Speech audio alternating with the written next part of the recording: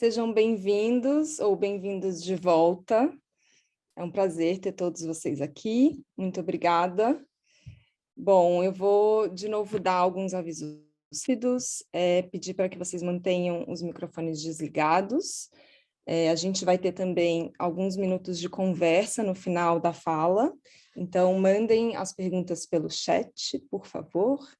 E cada encontro, bom, esse encontro vai durar cerca de 1 hora, talvez um pouquinho mais, e hoje, às 14, a gente tem a última fala do dia com a Eteu Leon. Espero vocês de volta. Eu fiquei de mostrar para vocês um pouco do livro, das páginas, do interior. Eu vou agora compartilhar, então, a minha tela. Eu acho legal, para quem ainda não viu o livro, poder ter essa ideia de como de quais são, enfim, todas as partes. A Bárbara chegou a mostrar os infográficos, né, que estão bem no comecinho, eles estão aqui. Vocês estão vendo a minha tela, né? Sim, Legal. estamos sim.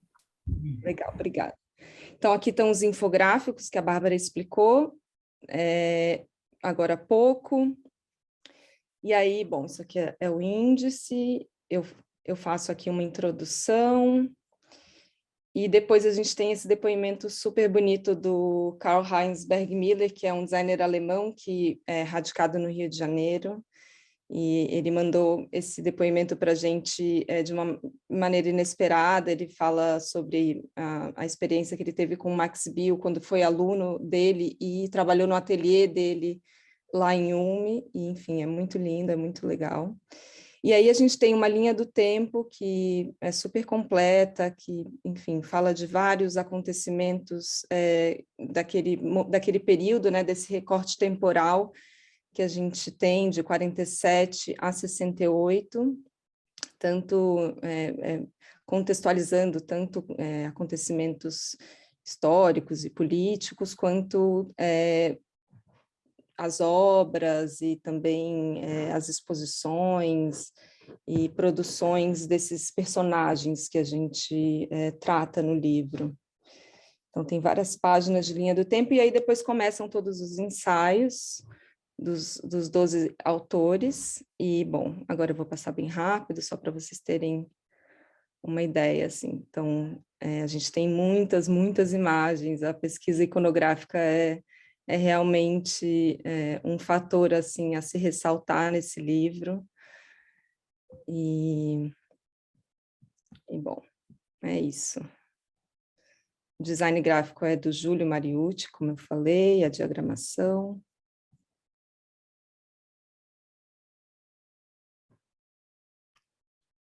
E aqui chegamos no texto do Alexandre Benoit, que encerra o livro.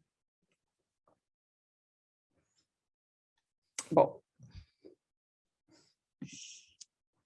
o livro já está disponível, como eu falei, nas livrarias online, virtuais, livrarias virtuais e físicas, desculpa.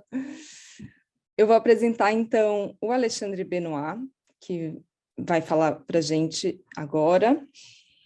O Alexandre é doutor pela Faculdade de Arquitetura e Urbanismo da USP, na área de Projeto, Espaço e Cultura, com estudos sobre o conceito de tradição em Lúcio Costa. Ele fez mestrado sobre a obra plástica de Le Corbusier, na mesma instituição, onde ele também se graduou. É vice-líder do grupo de pesquisa História da Arquitetura Brasileira, protagonistas na Unicamp, sócio fundador da Associação Latinoamérica de Estudios de la Forma, sediada na Universidade Nacional de Buenos Aires. Ele é professor da Escola da Cidade, na sequência de disciplinas Meios de Expressão, desenvolvendo investigações quanto à relação entre arte e arquitetura brasileira nos anos 50 a 70. E desde 2004, integra o comitê editorial da revista Contravento. Ale, muito obrigada pela sua participação hoje e também pelo seu artigo. Ele fecha muito bem o livro ao trazer esse tensionamento da experiência brasileira, que a experiência brasileira, digamos assim, aplica na boa forma. Estamos prontos para te ouvir. Legal. Boa tarde a todos e todas. Lívia, muito obrigado pelo convite, muito obrigado, Bárbara e Yasmin. Eu vou compartilhar aqui uma apresentação com algumas imagens para a nossa conversa. Algumas delas vêm do livro, outras são imagens complementares. E de saída, eu queria dizer que esse projeto da Lívia, como eu já comentei com ela, eu acho que é muito feliz, né? Acho que tem uma atualidade muito grande, discutir esse período do design brasileiro, as conexões que se estabelecem ali com a arquitetura e com a arte, e fiquei muito contente de poder colaborar. E eu colaborei com um tema, como eu vou mostrar para vocês, que eu venho trabalhando nas minhas aulas, em boa parte delas, na Escola da Cidade há alguns anos, né, numa interlocução entre teoria e prática com os meus alunos, né? Bom, então, dando início aqui à minha fala, né, o mote central do livro é a ideia de good form, né, boa forma, né, que é um conceito desenvolvido pelo Max Bill ali na virada dos anos 40 e início dos anos 50. Bem, eu queria aqui retornar um pouco para os anos 20, em busca de um dos fundamentos da noção de boa forma, que é a Gesamtkunstwerk, né, obra de arte total.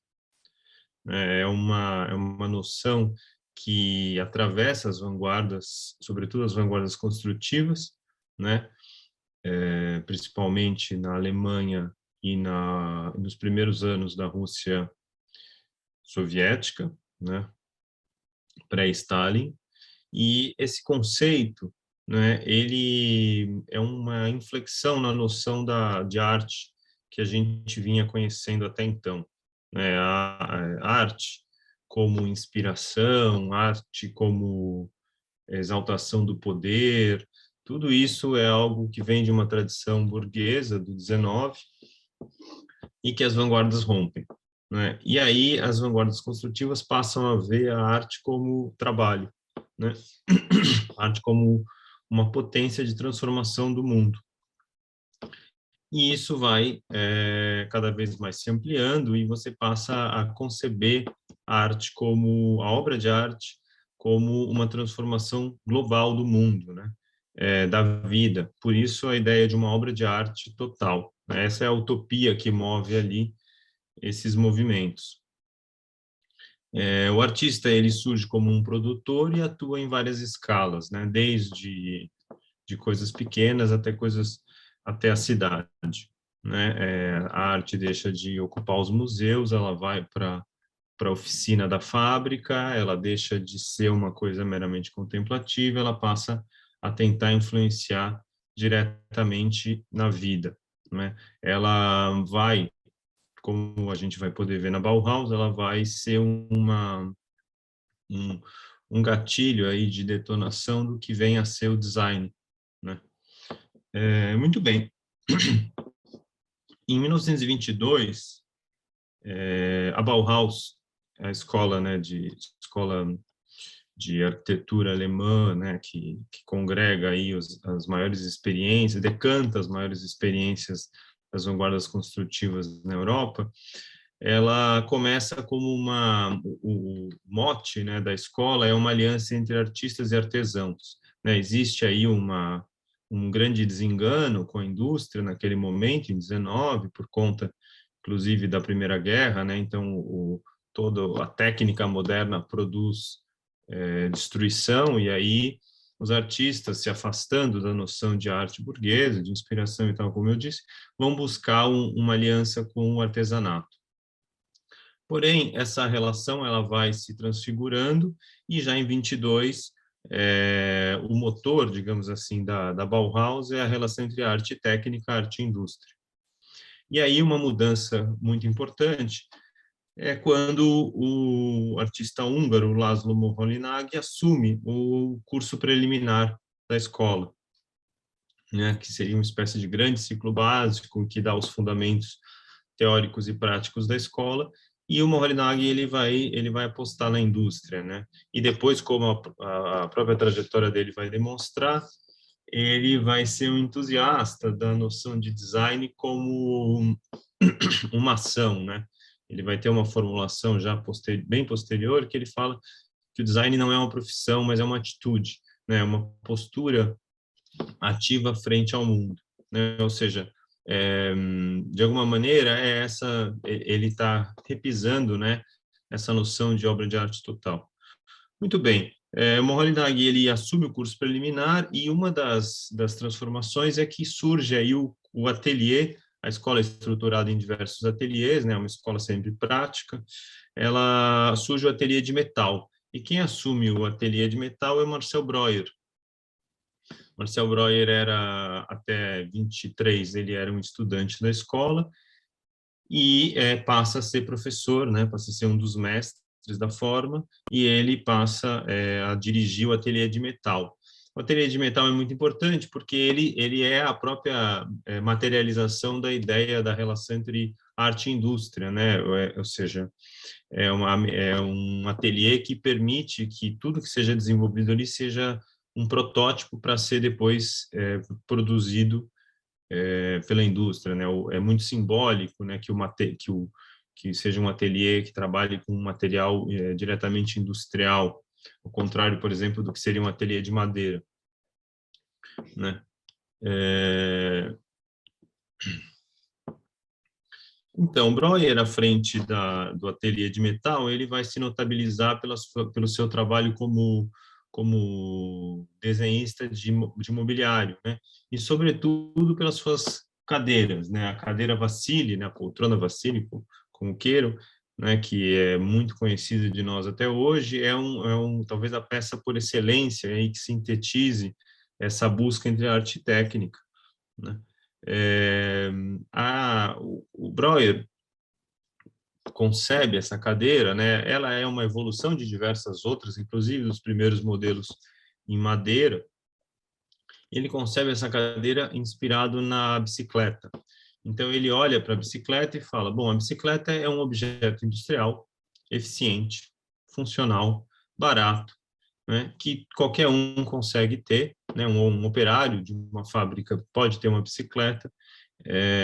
Ele pode montar e desmontar ela, e a partir dessa ideia, né, de que é possível conceber uma cadeira que seja como uma bicicleta, ele desenvolve essa cadeira Vassili, né, que é uma grande síntese, na verdade, né, uma subtração. Ele vai subtraindo tudo aquilo que seria supérfluo e ele vai chegando numa cadeira em que toda a sua estrutura e toda a sua função estão a nu, né?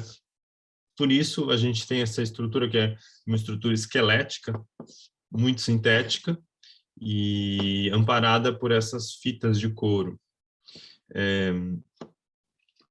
O crítico italiano Giulio Carlo Argan, né, se deteve muito nessa cadeira e ele faz um comentário que eu gosto bastante, que ele diz, né, que de progresso em progresso, Breuer desenharia uma cadeira de colunas de ar em empuxo, né? Então, a base do raciocínio do Breuer seria essa subtração extrema, né? Ou seja, a gente vamos eliminar tudo aquilo que é supérfluo, tudo aquilo que é inessencial à função de sentar. Por fim, né, nesse raciocínio, né, de busca de uma essência, né, busca-se também a ideia, persegue-se, né, a ideia de que é possível chegar a essa essência, né, você chega nela pela síntese do que é a ideia do objeto. Então, bom, uma cadeira, a função é sentar. Então, a gente retira tudo aquilo que contradiz essa função, que é supérfluo, que é decorativo, né, que é ornamental, tudo aquilo que não pode ser reproduzido em série, tudo aquilo que vai encarecer de forma desnecessária, né? Então, ele vai buscando essa essencialidade, né? Esse raciocínio da cadeira Vassili é um raciocínio que organiza toda a produção da escola, né, voltada ao design e nas suas múltiplas escalas, né? Tanto é assim que nessa época falava-se, né, que seria possível que a Bauhaus projetasse da colher à cidade, ou seja, o profissional que estaria se formando ali, ele poderia dominar todas essas escalas, não é? E os desafios seriam realmente problemas de peças maiores ou menores, mais complexas ou menos complexas, desde um mínimo utensílio de comer, como uma colher, até o planejamento de toda uma cidade. Muito bem, não é? Esse planejamento global, não é? Ele de novo remete a essa ideia de uma obra de arte total, ou seja, o mundo ele vai sendo redesenhado, ou pelo menos essa é a utopia, ele pode ser redesenhado a partir a partir do projeto, né? A partir do design. Essa ideia vai ser levada à frente pelo Max Bill, né? O Max Bill, ele é um aluno da Bauhaus, suíço, e é um aluno dos últimos anos, né?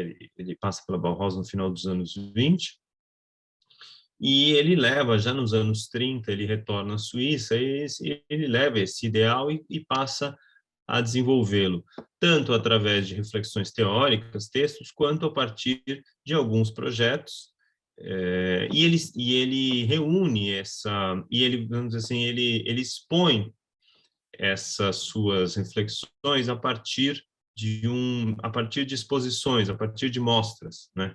Ele percebe que se ele toma a frente de mostras de produtos ou mostras artísticas, da forma como ele construísse essa narrativa, esse percurso, ele poderia, com isso, não só apresentar o objeto em si, mas fazer demonstrações desse raciocínio que ele vai formulando a partir da arte do design. E aí o Max Bill, ele vai teorizando, né? Então, cada vez mais ele vai pensando uma arte, né, ou um design que seja regido simplesmente por formas, linhas e cores, né? Então, ele começa a pensar uma arte concreta, uma arte que não tem nenhum lastro na figuração ou no naturalismo. Ele passa a pensar relações objetivas que possam organizar essa forma de projetar, né? É quase como se ele organizasse uma linguagem, né? Um raciocínio, e ele fosse construindo essas partes, né? Essas peças esse vocabulário dessa linguagem, né? E ele vai apresentando em diversos momentos, né? Em 1936, por exemplo, ele organiza uma mostra que se chama Problemas Atuais da Pintura e Escultura Suíças, né? Ele reúne alguns pintores modernos e escultores, e aí ele publica o texto Design Concreto, em que ele apresenta essas ideias, né? Depois desse texto, ele é republicado mais tarde como Arte Concreta. Acho que vale um parênteses, né? O termo ele é cunhado em 1930 pela primeira vez, não por Max Bill, mas ele é cunhado pelo Theo van Desburg, que é também um personagem importante ali na virada da Bauhaus, quando o Moholy-Nagy vem dirigir o curso preliminar. Bem, de todo modo, Max Bill passa a perseguir essa ideia de uma objetivação teórica do que é essa produção nas suas várias escalas, né, o que é esse desenho desse mundo, de um novo mundo em várias escalas. Nessa época, né, meados dos anos 30, Max Bill faz uma demonstração teórica, prática, do que é essa sua elaboração teórica. Ele produz uma série de gravuras, são 15 gravuras, que ele chama de 15 variações sobre o mesmo tema. A grande inspiração dele para demonstrar a sua teoria é a música, tanto a música clássica quanto o jazz, né? Ele diz, tanto uma quanto outra não aludem a formas da natureza, não aludem necessariamente a uma narrativa, a algo que estejam ilustrando, né? Elas, na verdade, são uma expressão artística em si e por si, né, cuja única regra são relações entre as notas musicais. Bom, ele tenta fazer uma demonstração de como é possível pensar também a arte, né, a partir disso. Então, ele toma como mote um triângulo escrito num octógono e vai fazendo variações. O que regem essas variações? São as cores, aí ele recorre às cores primárias, e aí depois ele vai trabalhando as cores secundárias, assim por diante, e as formas geométricas, né, que vão sendo organizadas também a partir das formas, as formas mais elementares, como o triângulo e o quadrado, e aí depois ele acrescenta o círculo, enfim, e ele vai buscando aí várias possíveis variações, né, várias possibilidades, e ele quer, no fundo, demonstrar que é possível fazer, ele mostra 15, mas é possível fazer infinitas, né? Então, não se trata de um jogo repetitivo, mas se trata-se de um jogo que permite você operar como seria uma forma de você estabelecer uma mediação com o mundo, é uma forma objetiva, né? Cuja grande regra são relações matemáticas, né? Muito bem. Ele, a partir dessa demonstração, né, existem 2 episódios que digamos assim, amplificam e tornam esse programa uma forma de ação, né? Um deles é a exposição Good Form, de 49, e a outra é a fundação da Escola de Ulm, no início dos anos 50. A exposição Good Form é uma exposição na Basileia, em que ele reúne produtos de design que ele considera que teriam uma validade universal e atemporal, e aí eles seriam detentores dessa noção de boa forma, ou seja, o que é a boa forma? Ela é uma forma que essencializadora e que segue uma função e que, por isso mesmo, ela tem que ser industrializável, barata, né? Ou seja, ela é algo que tem uma validade social muito ampla. Isso seria a boa forma, né? A exposição faz muito sucesso, inclusive depois ele passa a criar um prêmio anual em que se certifica-se o que é produtos da boa forma, né? É importante a gente entender também que isso se dá no contexto da reconstrução europeia, né? O Max Bill ele se alinha realmente com a ideia de que a arte tem que responder aos problemas da reconstrução, né? Então, a boa forma ela está inserida nesse sentido, nesse campo de debate, né? E depois a escola de Ulm é um segundo passo, porque a ideia, na verdade, de retomar a Bauhaus, né, que foi fechada pelos nazistas, houve uma diáspora dos professores, a grande maioria deles vai para os Estados Unidos, e o Max Bill ele tenta recriar ali no contexto germânico, né, a Bauhaus, né? Então a escola de Ulm, juntamente ali com Thomas Maldonado e com o Hoyt Eicher, né, o designer, eles vão tentar retomar a, a Bauhaus, ou pelo menos os seus princípios. É claro, né? E aí eu acho que a gente começa a trazer um pouco, vai se aproximando do Brasil. É claro que esse raciocínio, né, ele contém limites e contradições. Eu preciso dizer, antes de mais nada, que mesmo na Europa o Max Bill não tinha uma grande aceitação, né? Se a gente olhar para o contexto francês ou para o contexto mesmo inglês, né? Essas ideias elas não têm uma aceitação direta, né? Existem outros debates, existem outros interesses, né?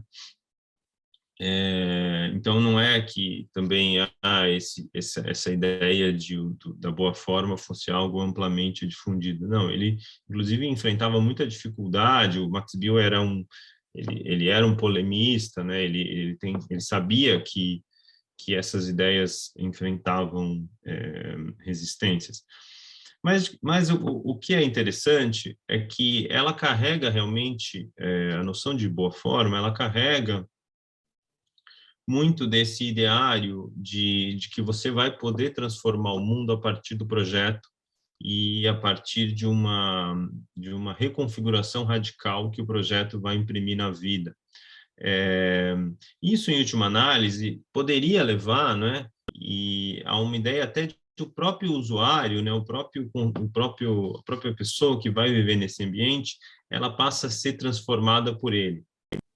É claro, né, como hoje isso é inclusive muito debatido, né, essa ideia ela contém contradições, né, porque a gente não pode querer moldar totalmente a vida do usuário, né, e é interessante porque quando a gente olha para, por exemplo, essa foto da cadeira Breuer, né, voltando um pouco para Bauhaus, que é uma foto da época, né, o usuário, a escala humana, ela está tipificada, né, ela está também alterada a partir de uma máscara que é feita por um outro professor da escola, que é o Schlemmer, uma máscara feita para o teatro da Bauhaus, mas, né, é evidente que também existe esse sentido subjacente de que esse mundo totalmente transfigurado, totalmente transformado pelo design, vai transformar também a pessoa e, de alguma maneira, vai robotizá-la dentro desse novo mundo, né? Outro aspecto que a gente também pode ver como um limite da noção de boa forma, no seu sentido estrito, é a ideia dessa linearidade, né, de que é possível equacionar um mesmo sujeito, né, um mesmo projetista pode equacionar todo o ambiente, né, da vida humana, né, então, quando se diz da colher à cidade, trata-se somente de um problema de escala. Será que é realmente isso, né? Hoje a gente vê que, na verdade, existe uma complexidade de relações, de questões que exigem por exemplo, né, que os profissionais sejam... Nós temos equipes multidisciplinares, né? E isso, quando você pensa na boa forma, isso não aparece, né? Então, de alguma maneira, a boa forma, ela esbarra realmente em questões, né? Ela tem uma potência enorme como utopia, mas ela esbarra em questões muito reais, né? Muito candentes aí, na hora de você pensar nisso como uma fórmula que é possível se generalizar, né? Ela realmente traz, né, elementos de uma linearidade limitadora. Entretanto, como eu já falei, eu não vejo como essa totalidade como um totalitarismo, né? Ela é uma totalidade que tem um sentido utópico, né, de realmente superar todas as adversidades que a vida no capitalismo oferece para a grande maioria da população, né, mundial.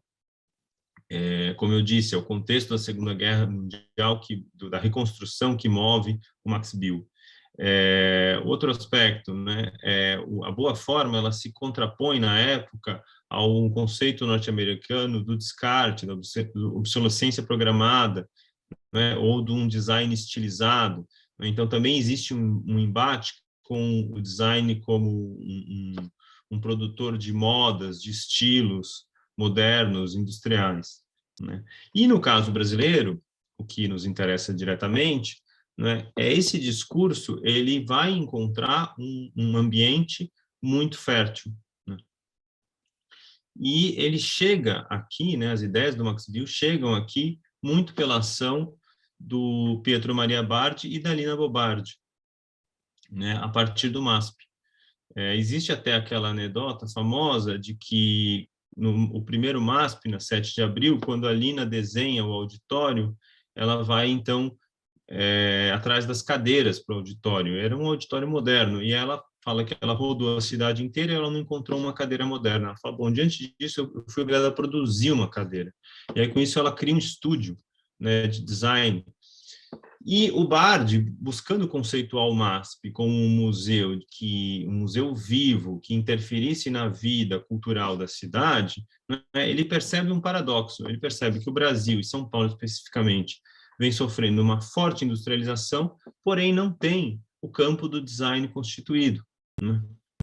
Então, ele passa a fazer uma série de ações, né, na verdade, passam a fazer uma série de ações que buscam trazer esse debate europeu, né, de uma visão construtiva da arte e do design para dentro do museu. Isso leva à criação do Instituto de Arte Contemporânea, o IAC, né, que vai ser conhecido como a Bauhausinha Tropical, não por acaso, né? Ele vai fazer uma série de cursos como fotografia, moda, design, tentando aí atrair os jovens que estão ávidos aí por um debate mais contemporâneo.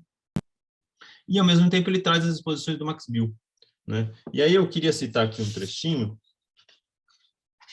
que eu cito no texto, que eu acho ótimo, que é um trechinho do Mário Pedrosa, na época, né, um crítico, jovem crítico, e ele diz, olha o que ele fala sobre a exposição. Ele fala, a exposição do Max Bill, né, foi uma revelação para os artistas mais inquietos e jovens do Rio e de São Paulo, e para a crítica militante. Pode-se dizer que o importante movimento concretista brasileiro e argentino teve seu primeiro ponto de apoio nessa demonstração de Bill. O que seduzia os moços nessa arte era o antirromantismo declarado, a soberba pretensão de fazer uma arte calculada, matematicamente, desenvolvida sobre uma ideia perfeitamente definida e exposta. Então, é isso.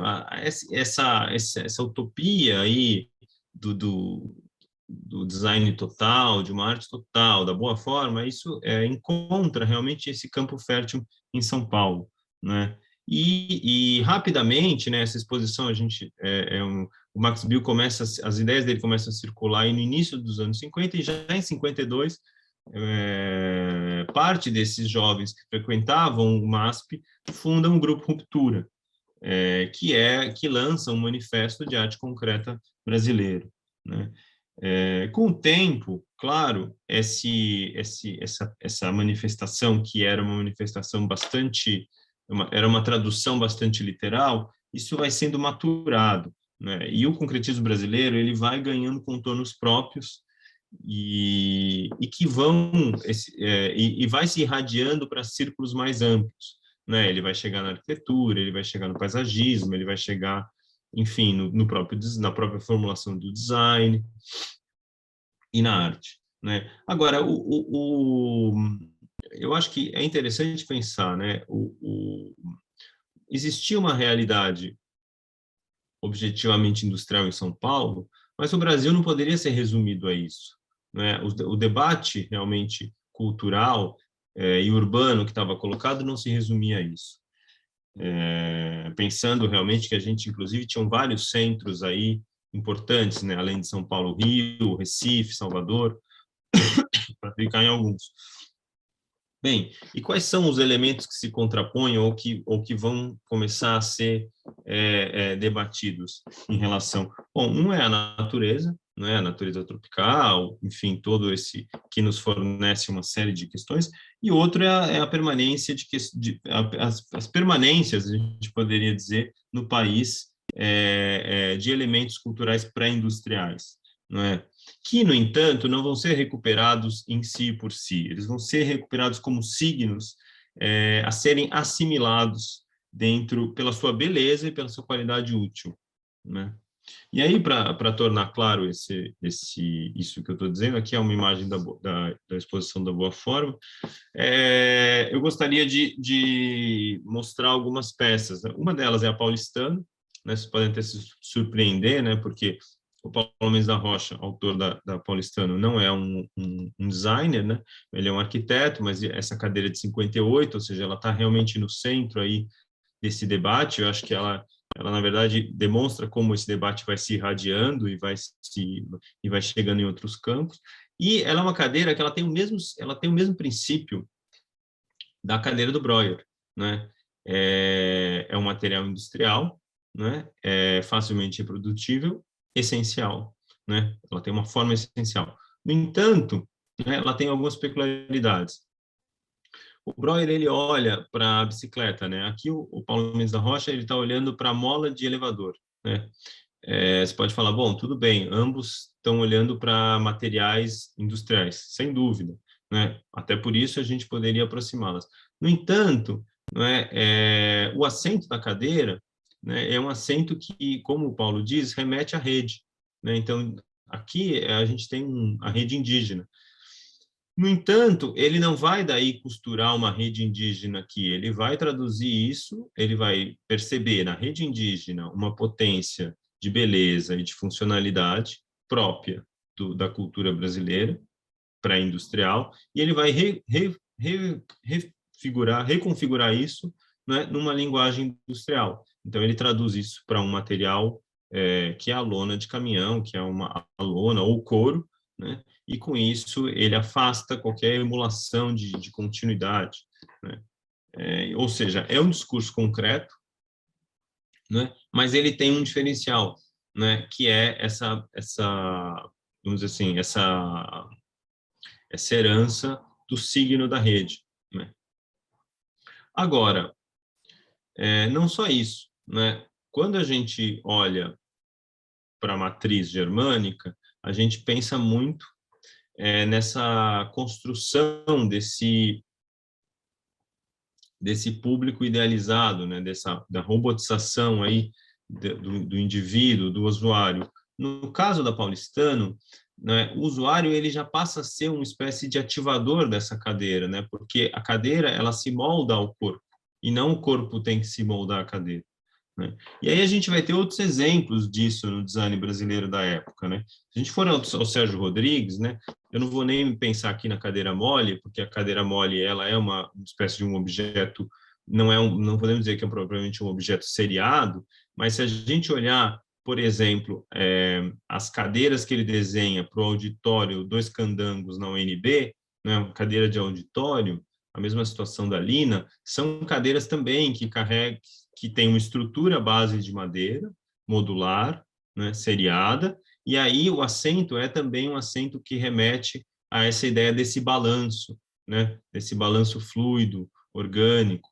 E existem outros exemplos, né, também ainda na UNB. A UNB foi um grande balão de ensaio até o golpe de 64, de experiências de pré-fabricação e seriação, tanto na arquitetura quanto no design. Existe também as cadeiras do auditório da Faculdade de Música, que são desenhadas pelo Lelé, que também trabalham nessa mesma lógica, né? Então, o design brasileiro ele bebe desses princípios ulmianos, bauhausianos, e ele vai daí colocando características próprias, né, brasileiras, sem que também isso acentue um discurso nacionalista, é importante dizer, ou então de um regionalismo, né?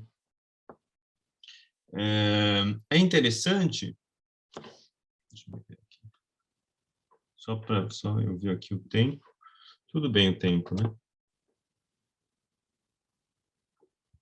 Tudo bem, Ale, pode seguir. Tá. É interessante a gente ver também como, aí de novo, num aspecto de diálogo com a boa forma, não é? Esses designers brasileiros eles vão transitando entre as escalas, né? Então, Sérgio Rodrigues é um exemplo maravilhoso disso, né? Ele é um designer de mobiliário, mas ele também vai chegar nessa época a ensaiar casas pré-fabricadas, né? Como essa daqui que eu mostro, que foi publicada num catálogo do MAN com texto do Mário Pedrosa, no qual o Mário Pedrosa discute justamente essas questões e chega a citar Bauhaus, né? Então, o diálogo não era um diálogo acidental, era um diálogo consciente. Por quê? Porque existiam problemas comuns, né? Se lá na Europa você enfrentava a dificuldade de uma classe trabalhadora desprovida de recursos, aqui, o Brasil moderno, ele passava a enfrentar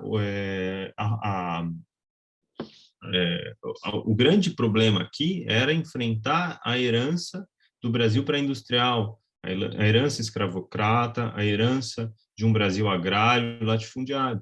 Então, o Brasil urbano, ele era um campo em disputa, né, em que poderia reafirmar toda a desigualdade, todo o atraso, ou poderia se moldar como um país moderno, né, e em que você tivesse esse redesenho. Então, é um ideário que tá movendo os designers, né, os arquitetos, os artistas, é um ideário que tem aí um diálogo bastante grande com esse ambiente germânico.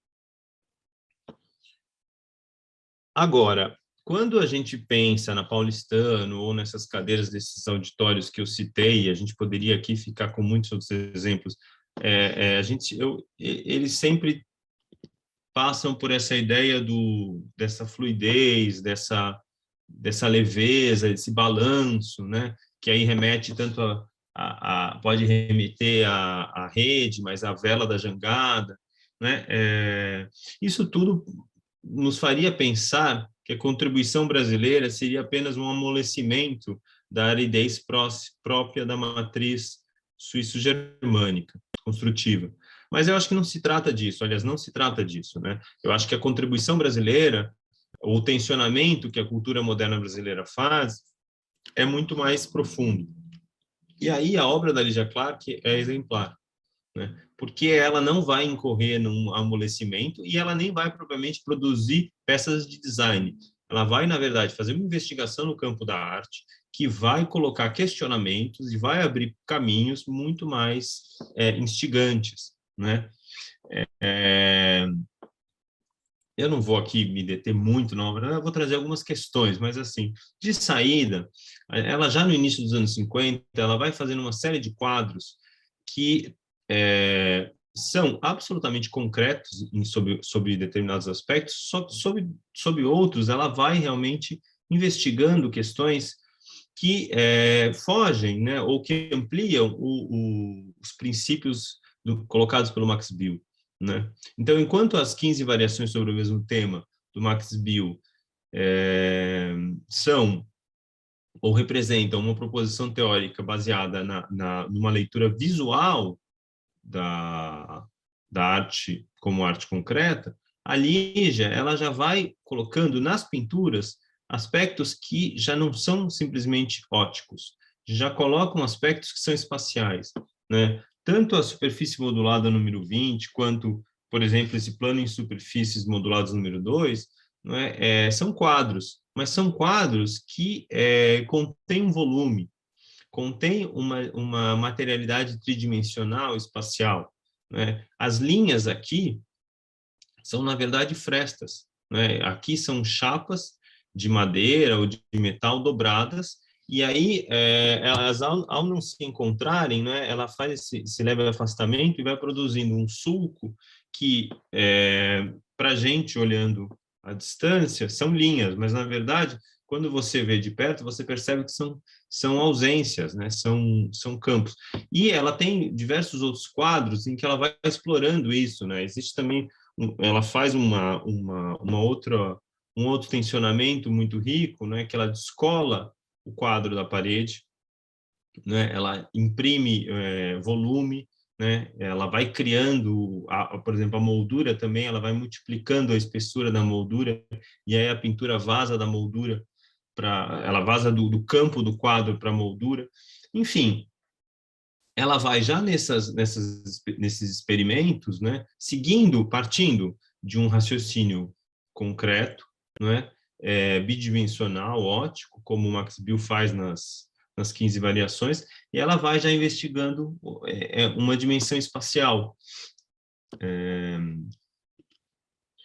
Depois ela vai fazer os casulos, por exemplo, que são uma outra peça, outra série muito interessante, porque aí se explicita que aquele plano, né, aquele suporte bidimensional, não é, ele passa a ser vincado, dobrado, de uma maneira mais explícita, né, quase como se ele tivesse realmente sendo, ele já não tem mais frente e verso, né, ou esse frente e verso passa a ser cada vez mais colocado em questão, e finalmente ela chega nos bichos, né, que aí realmente você já não tem mais frente e verso, você chega numa estrutura espacial e que depende diretamente de uma ativação por parte do usuário ou por parte do público, né? Então o público ele não é mais um público que contempla, ele é um público participador, né? Então vocês vejam, né, se a gente pensa ali fazendo aqui uma transição da arte para o design. Se na Paulistana a gente tem aquele balanço, o amolecimento, né, o corpo sendo moldado, aqui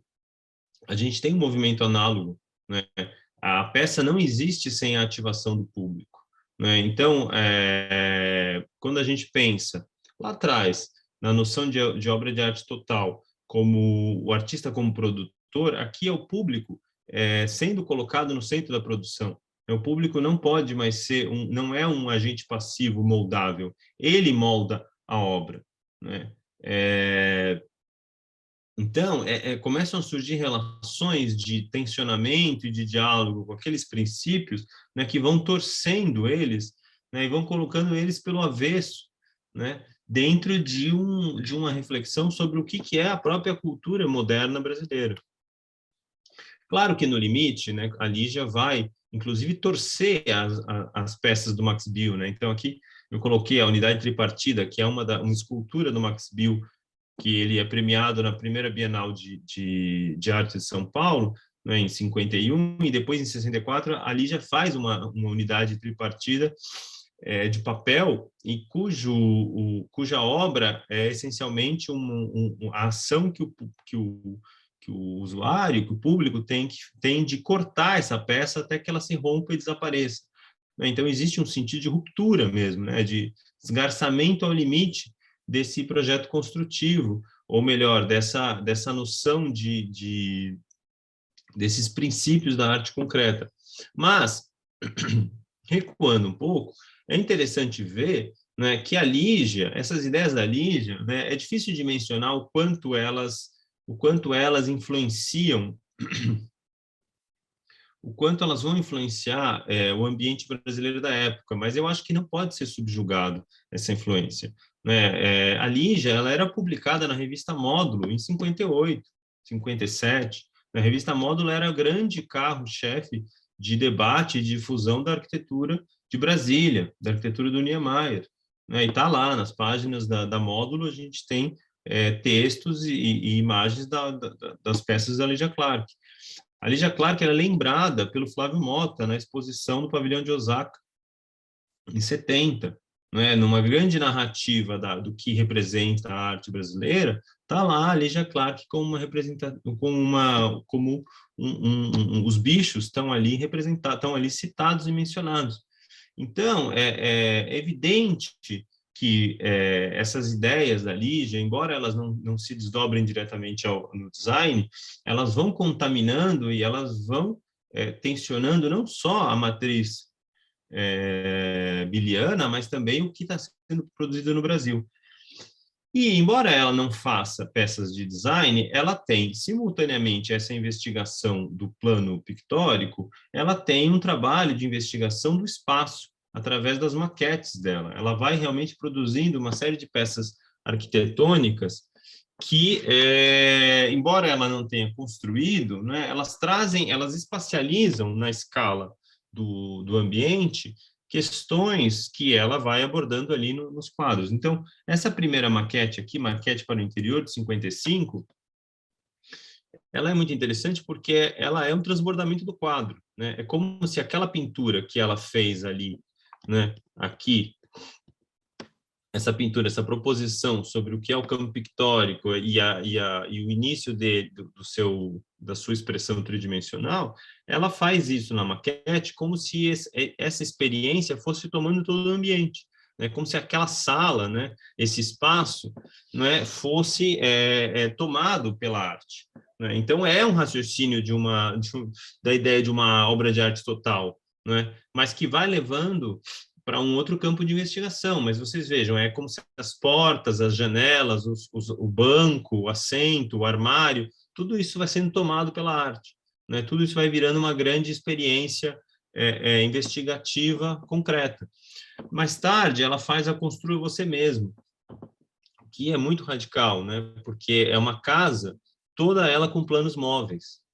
Então, é uma casa em que o programa ele não é fixo. Né? Ele é radicalmente mutável. Né? Então, é uma investigação sobre o espaço, sobre a sua sobre a sua vivência no espaço, como se ela imaginasse o que ela chega nos bichos, ela chegasse na dimensão, na escala do ambiente.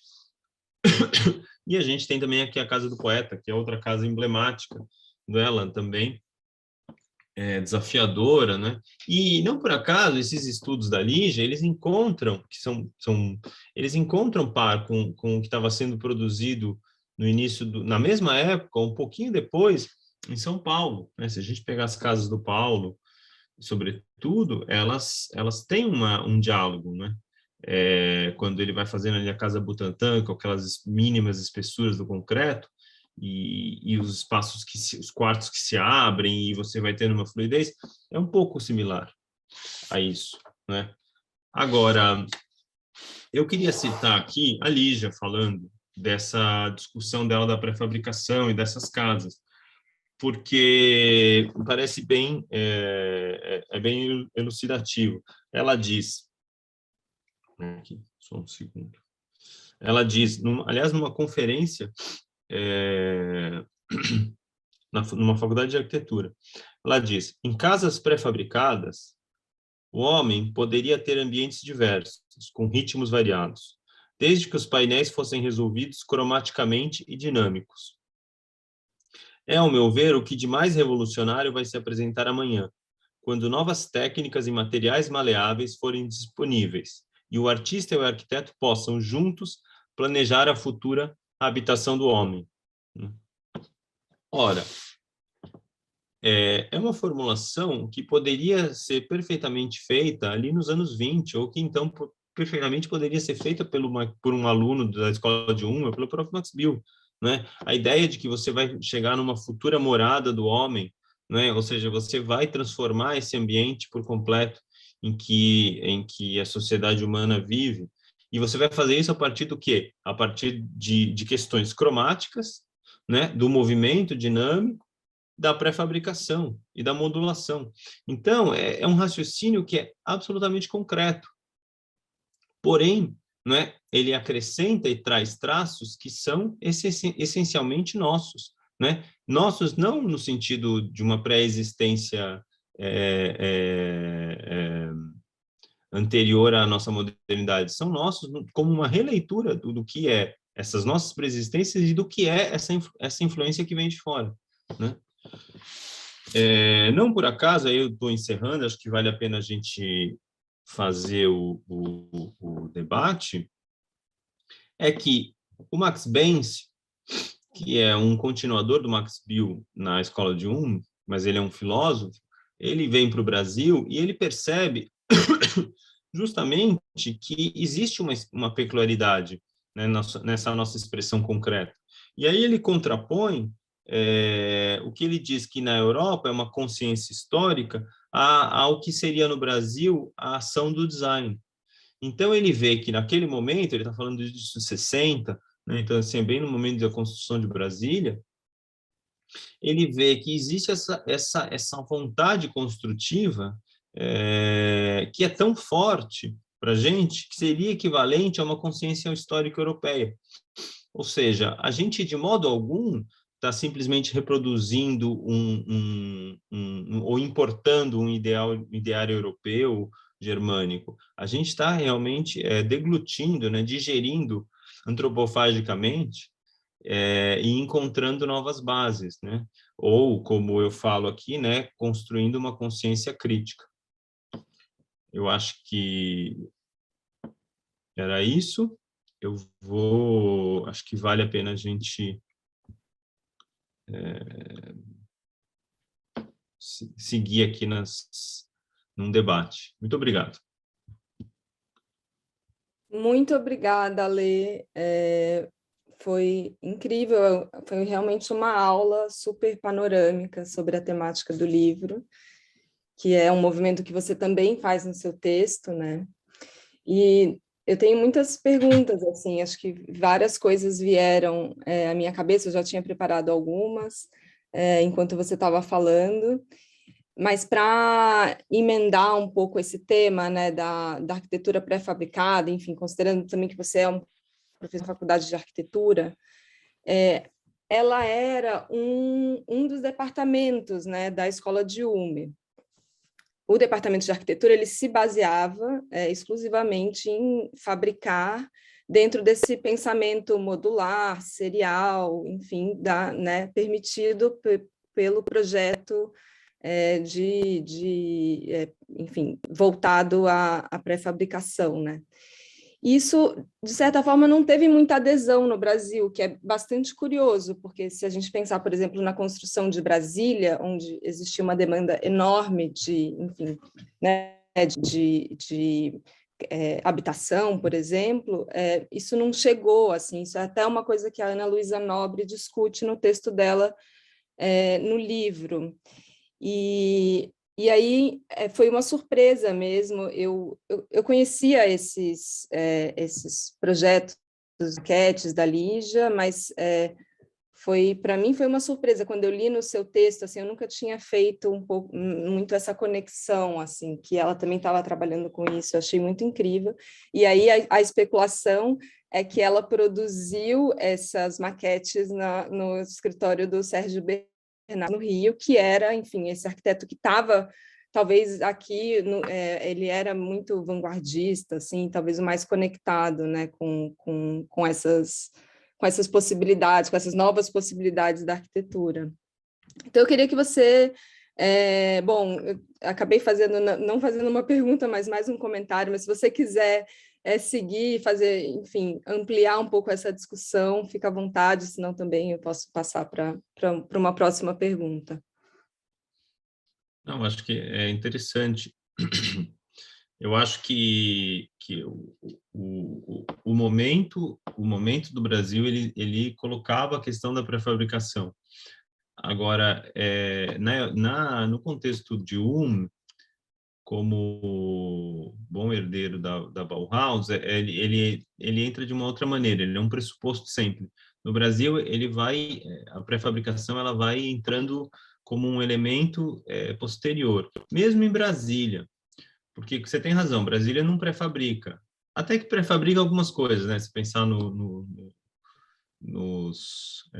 na esplanada dos ministérios, tem uma estrutura reproduzida ali, mas a pré-fabricação ela entra na UNB, né? O Minhocão é pré-fabricado e ali ele passa a ser um canteiro de experiências de pré-fabricação, mas que é logo, e inclusive é onde trabalha o Lelé, né? O Lelé vai investigar muita coisa ali, mas aquilo logo acaba com o golpe, né? E aí realmente isso desaparece. Mas é um debate mas passa a ser um debate por um breve período, é um debate. Tanto é que o Sérgio Rodrigues na mesma época está pensando numa pré-fabricação e você tem alguns outros arquitetos pensando nisso. Uhum. Né? E a própria Lígia, né? Porque imagina, ela fala disso. Agora essa questão da Lígia com a patente, eu queria ir atrás mesmo, porque é interessante, né? Parece que ela teria patenteado uma dessas casas, que ela queria reproduzir. Então, tinha um sentido de uma ação de design mesmo, né? De projeto. Sim, não, totalmente. Bom, eu vou mudar de assunto agora para a gente também poder explorar toda essa riqueza da sua fala. Eu já te disse isso e eu gosto muito dessa abordagem mais reflexiva, até mesmo ensaística ou especulativa no seu texto, né? E você coloca esses tensionamentos que a matriz suíço-germânica sofreu por aqui. Isso era bastante importante assim para o livro em geral, né? Mostrar que essas influências que a gente discute, elas não foram apreendidas sem reflexão, sem crítica, tampouco foram numa via só, né? Mas foram nas duas vias, enfim, cruzando o Atlântico de lá para cá e de cá para lá. E aí, uma coisa que você não falou, então eu queria que você desenvolvesse, você usa uma expressão que eu acho que me parece muito chave nesse passo adiante, que é a dimensão relacional. Queria que você desenvolvesse um pouquinho mais essa ideia. Ótimo, sim, eu acabei não mencionando, né, o termo especificamente. Eu acho que isso é chave, né? Acho que a noção da experiência brasileira, ela passa pelo relacional. Aí se pode discutir diversas maneiras de onde isso vem, né? Porque você poderia ter desde de uma explicação fácil, que seria falar que é a brasilidade, que são os trópicos, que eu acho que é uma coisa é um caminho, é uma muleta, a pensar realmente menos na nossa origem e mais numa constatação, né? Existe realmente uma dimensão relacional na nossa produção moderna e concreta que é muito, não só é muito significativa, como é uma formulação nossa, né? É uma contribuição nossa dentro do debate internacional. Se você pensar o que é o neoconcretismo como na produção nessa investigação do relacional na obra da Ligia e do Hélio, é algo que é pioneiro a nível internacional. Então, é uma potência muito grande e que eu acho que vai contaminando outros campos, né? Acho que a arquitetura, tudo bem que a arquitetura do Niemeyer tem uma coisa de uma fluidez do espaço que também se relaciona com isso, mas é diferente, né? Agora, eu acho que é isso, eu acho que o relacional, ele é muito forte, porque ele significa o quê? Ele significa realmente que o público ou o usuário, ele não está colocado de uma maneira passiva. Ele é convidado a dançar, né? Para pensar na Lígia ali andando nas peças do Hélio, né?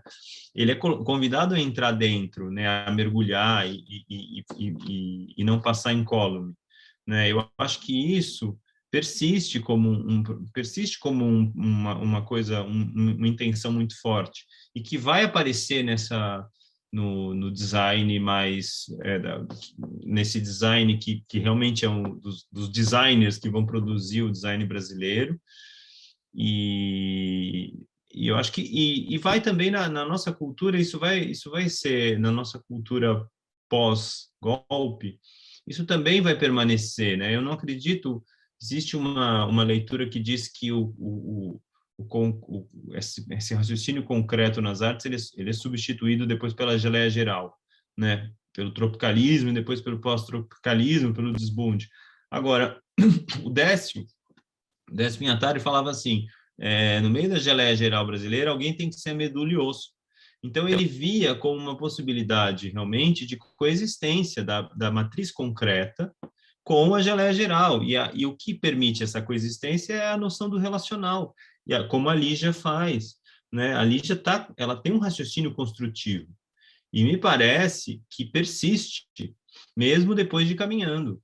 Mesmo nas peças dela mais relacionais, que tem aquela dimensão da terapia, eu acho que persiste um raciocínio construtivo. Mas é construtivo e relacional, e no Hélio é a mesma coisa. O Hélio não abandona, eu acho. Né? Enfim. É incrível pensar como o bicho ele é significativo, né, dessa, digamos assim, esse acordo entre imprevisibilidade e tipificação, assim. Eu fiquei pensando, porque assim, no fundo, né, ele é feito de quê? Chapas de alumínio, com dobras, as juntas são sempre iguais e tal, poderia, enfim, é um objeto que poderia perfeitamente ser fabricado em série, porque ele também é modular, ele enfim, tem volume, mas é composto, né, dessas formas geométricas, dessas chapas cortadas em formas geométricas básicas, quadrado, triângulo, losango, semicírculo, e aí, enfim, eu acho que ele é muito, muito significativo mesmo de tudo isso que você coloca no texto. Sim, eu acho que os bichos... e você vê, e não é que precisa ser uma coisa fluida, né? Pelo contrário, é super ortodoxo.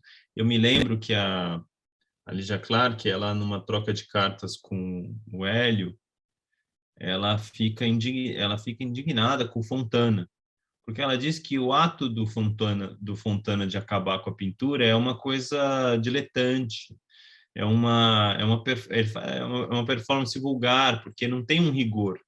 Ela está buscando um rigor que é um rigor concreto, né? Que tem um laço social. Ela, de alguma maneira, por mais que ela não saiba como, ela está pensando numa coisa que realmente tem uma dimensão lastreada no Brasil, né? Nas dificuldades que as nossas cidades enfrentam, são as dificuldades de um país que herdou uma estrutura muito desigual, né? Um país que veio de um regime escravocrata. Então, acho que isso está isso está guiando esse interesse dela, né? E aí esse rigor, né? Essa coisa severa, né? E achar que o Fontana tá macaqueando, né?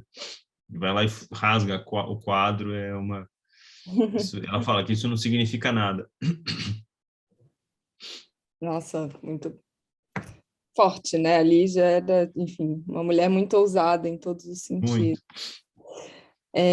Bom, tem uma pergunta aqui no chat, que é a seguinte: os arquitetos desse momento, né, pré-golpe, eles já não estavam tentando introduzir a arquitetura pré-fabricada?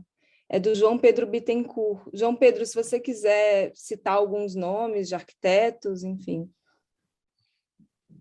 dos Ele arquitetos está que você está mencionando o pensando, né? grupo da arquitetura nova, né? Arquitetura nova, isso. Os arquitetos da arquitetura nova, exatamente. Sim, Sérgio Ferro. eles fazem uma investigação, sim, com a pré-fabricação também, mas depois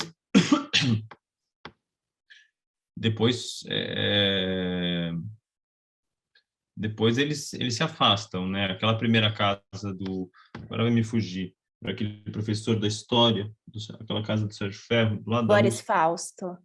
A Boris Fausto, isso. A Boris Fausto é toda com o discurso da pré-fabricação, né?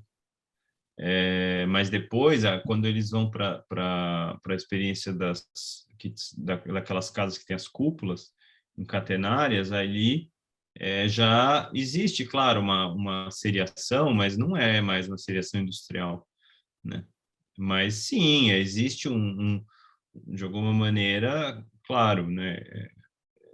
Quando você pensa que você tem que racionalizar a construção para desalienar o trabalho, de alguma maneira você vai enfrentar a pré-fabricação. Mas é diferente do Artigas e do Paulo, porque quando a pré-fabricação pesada que eles propõem é relacionado com a grande indústria, né? Que aí eles estão pensando até no desenvolvimento das suas produtivas, é uma perspectiva muito mais do desenvolvimentismo pré-golpe. Então, existe qualitativamente é distinto, né? Tá certo. Eu vou aproveitar também para fazer uma pergunta enfim, que fala do pensamento de um personagem que não está em nenhum, não é tema de nenhum dos ensaios do livro, mas meio que tangencia bastante a nossa temática, que é o Max Benz, você falou dele. Então, bom, a minha pergunta, eu imagino que houve no título do seu texto, né, que é a experiência brasileira ou a consciência crítica da boa forma, uma jogada com o título do livro Benz, que se chama Inteligência Brasileira. Então... Sim. O Max Benz é um personagem muito curioso, né? Porque ele sucede o Max Bill na escola de né? Um deles, né? Na verdade tem o Maldonado também, mas eles não sei se ele não eram chega a ser reitor, eu acho que não. Não, ele não é não, reitor. mas eles não eram próximos, né? Eles têm concepções distintas eu não sei se o Max Benz, inclusive, era adepto do conceito da boa forma. Mas, de qualquer maneira, ele é um representante de e da ideia da arte concreta. E quando ele vem para cá, nas viagens, ele fica fascinado mesmo, porque ele vê uma espacialização na escala, inclusive, urbana, desses princípios da arte concreta, né? Então, ele fala que Brasília é um cartaz, né? Brasília é uma grande escultura em homenagem a Descartes, e aí ele vai relacionando tudo. É muito bonito, ele tem um texto. Ele tem essa inteligência brasileira, mas tem um texto menorzinho que é publicado pelos irmãos Campos numa daquelas revistas Noigandres, é uma síntese desse texto. E aí ele relaciona tudo, até Guimarães Rosa ele coloca no meio, né? Então ele com um olhar externo, ele vê todo esse movimento, todo esse Brasil dessa época como uma coisa só. E isso me parece muito importante, porque a gente tende aqui, por um esforço, por um cacoete didático, a fazer uma separação. Então, a gente tem a arquitetura moderna, aí a gente tem os concretos paulistas, que vão para o design, aí tem o concreto carioca que vão para a arte, quando, na verdade, essas coisas estão acontecendo simultaneamente, se contaminando, né? Uhum. E o Max Benz é quem percebe isso, né? O Max Benz percebe isso muito bem. Agora, eu acho que ele tem uma dificuldade de entender a fundo essa noção da experiência. Tanto é que tem aquele episódio que está no meu texto da exposição, que quando ele vai fazer a exposição da Lígia, difundindo a obra da Lígia na Europa, né? Ele vai lá e pendura os bichos. E a Lígia fica super constrangida, porque ela gostava do Max Benz, e ela tem que chegar para ele e falar, olha, eu tenho que pôr os bichos no chão, porque os bichos têm que ser movidos, né? E aí você vê bem como são conceitos, por mais que ele fique fascinado com a difusão do concretismo aqui, ele tem uma dificuldade de entender a dimensão experiencial, né? Que para ele eu acho que ainda é um raciocínio muito de produção e consumo separados, e para Lígia o bicho está transformando o espaço imediato onde ele está irradiando uma transformação por uma forma relacional, então ele vai ter que transformar o espaço da galeria, enquanto que para o Max Benz a galeria é um espaço de demonstração, então ele tem um distanciamento, você não está no ateliê do artista, você não está numa... E para a Lígia não, né? Então... eu acho que a noção realmente da experiência que a gente acrescenta é uma coisa que é difícil que é muito nossa. E aí a gente faz existe hoje um debate muito forte sobre a decolonização do nosso pensamento, e aí a gente vê às vezes a gente vê o movimento concreto como somente uma importação de uma matriz europeia, e não é isso. Existe aí uma devoração disso aqui, né? Existem umas formulações originais. E talvez é um pouco a razão pelo que está meio fora de moda, né? Falar de todos esses assuntos. Porque parece que é uma coisa europeia, mas não é isso, né? Eu acho que não se trata disso, né?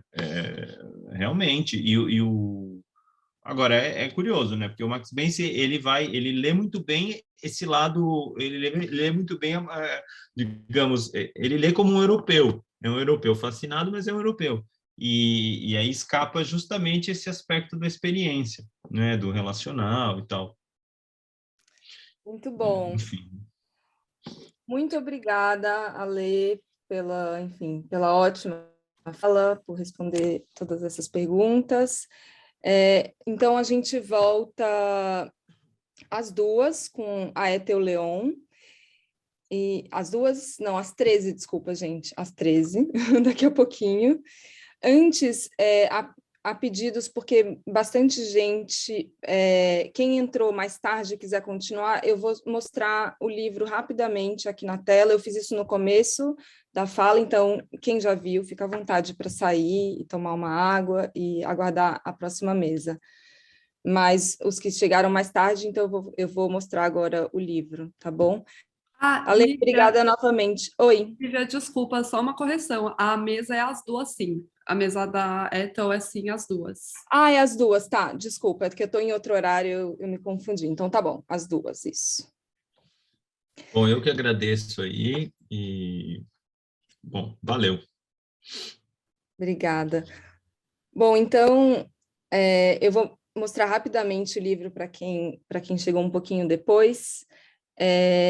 A estrutura dele, enfim, acho que é legal vocês conhecerem, quem ainda não teve contato, conhecerem esse projeto maravilhoso gráfico feito pelo Júlio Mariucci, a diagramação.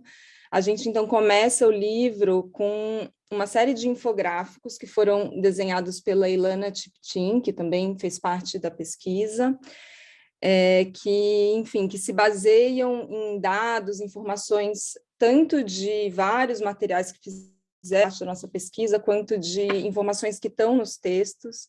Então, a gente faz aqui um gráfico sobre como esses personagens se conectaram, quem foi aluno ou professor de quem, enfim, outros tipos de ligação entre eles.